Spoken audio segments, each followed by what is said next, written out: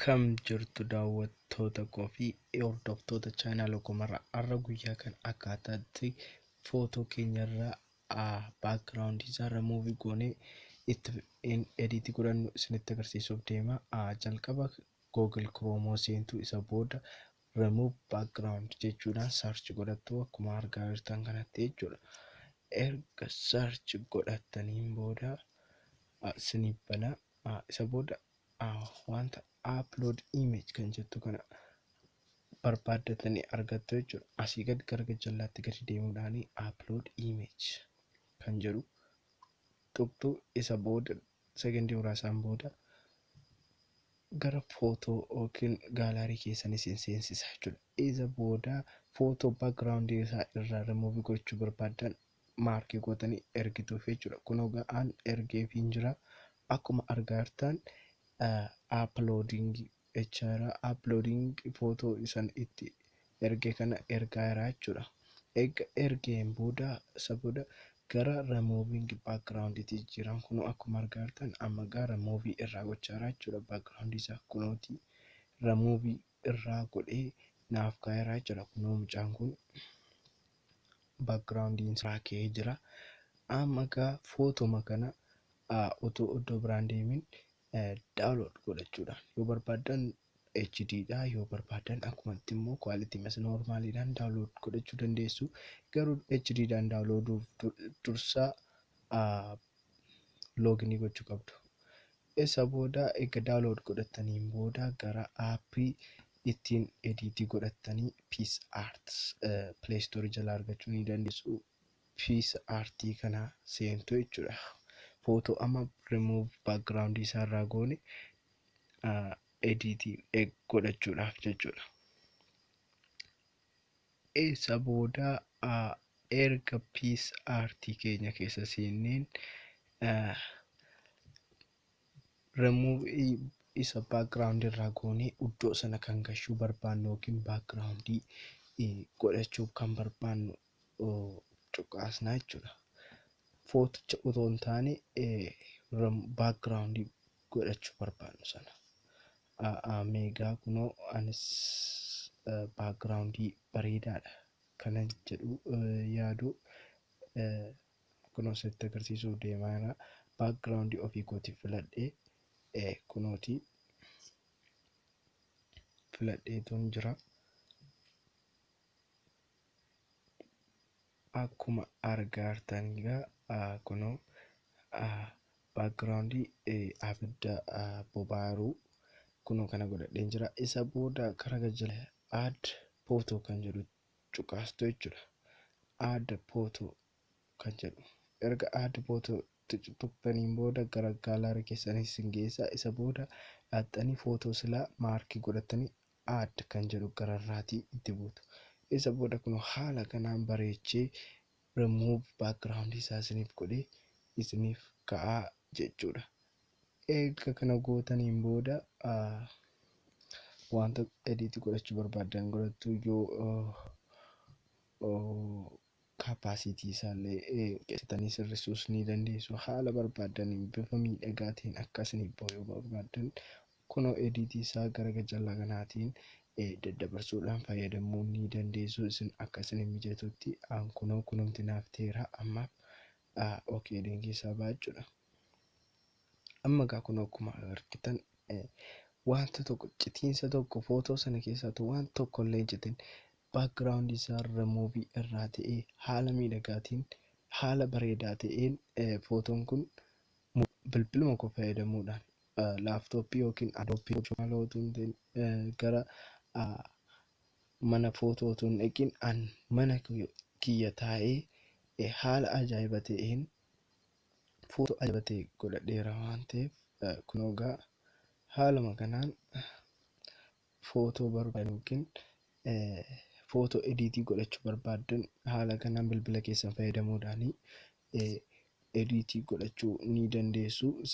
Kunis isin fayyada sababiin jedhee yaadeefan isin barsiisuuf yookiin isinitti agarsiisuudhaaf haala kanaan isiniif qopheessee jira. Isinis haala kanaan fayyadamuudhaan baasii tokko malee gara mana footoo yookiin gara mana suuraa utuu hin deemin manuma keessan teessanii haala ajaa'iba ta'een haala kompiitaraan yookiin mana footootti ediitii kan godhamu haala kanaatiin bilbiluma keessan fayyadamuudhaan footoo barbaadan ediitii godhachuu dandeessu jechuun barbaada. Waan isin ajaa'ibu gurbaan kun immoo magaalaa Mandii keessatti walaleessaa ajaa'ibaa kan ta'e Biiniyaan Bultii kan jedhamu FB'n isaa dheebuu dhugaadha. Warrooti walaloosaa hordofuu barbaadan yookiin wantoota qophii adda addaa asoosama garaagaraa illee barreessee gara Facebook isaatiin isin yeroo baay'ee poostiin godha. Kanaaf karaa Facebook korratti hordofuu barbaadan dheebuu dhugaa jechuudhaan sarchi gochuun waan inni barbaadu wanta inni isiniif gadhiisu barsiisa garaagaraaf asoosama yookiin walaloo garaagaraa dubbisuu ni dandeessu. Seenessa gaggabaaboo illee ni barreessa. Gurbaan kun barataa kutaa 12ti. Haala kanaan wal fakkaatuun gara footoo ediitii keenyaatti deebina. Egaa gurbaa kana waan fedheef immoo sarchi godhachuudhaan hordofaa isiniin jedha. FB'n isaa dheebuu dhugaadha jechuudha. Kun egaa amma gara fiiltariin isaa eegga seentanii footoo kana haala miidhagaa ta'een kun akkuma argaa jirtan ediitii godhadheen jira. Amma gaa seef godhachuuf hin deemaa jechuudha.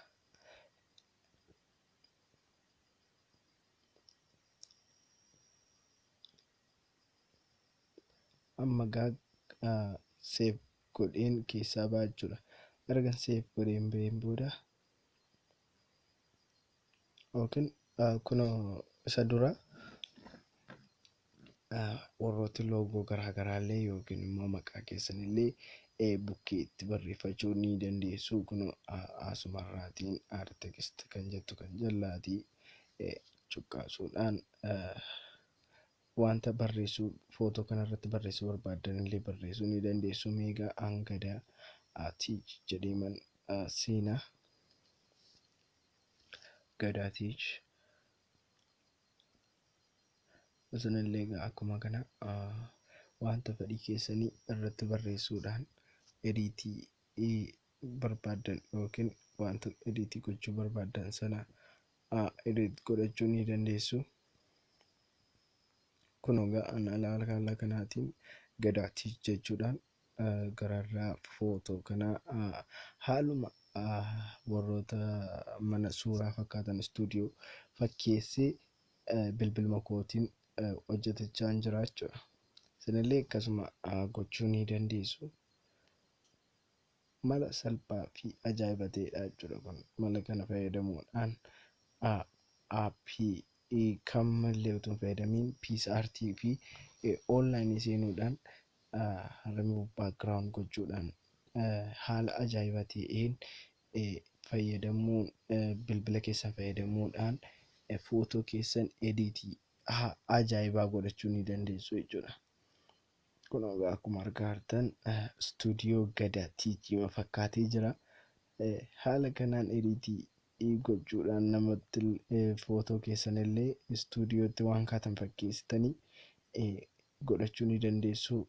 Waan isin ajaa'ibu suuraan kun HD'dhaan hojjechuu ni dandeessu. HD'dhaan hojjechuu jechuudha. Jechuun suuraan kun iddoo kamitti illee yeroo remove backgroundiin isaa irraa ta'u iddoo kamitti illee irraa hin citu jechuudha.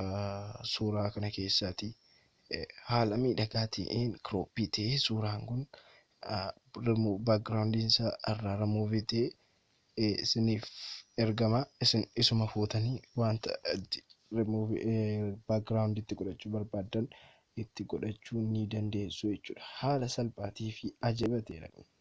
Isinillee isin fayyada jechuun akkasuma suuraa keessanillee ittiin ediitii godhattu waan yaadeefan isiniif qopheessee itti fayyadamuu ni dandeessu.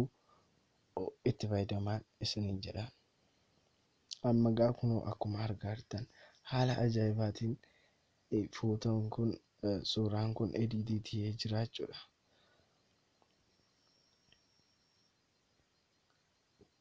Okay. Meegaa ammaa gara seevii gochuutti seenna.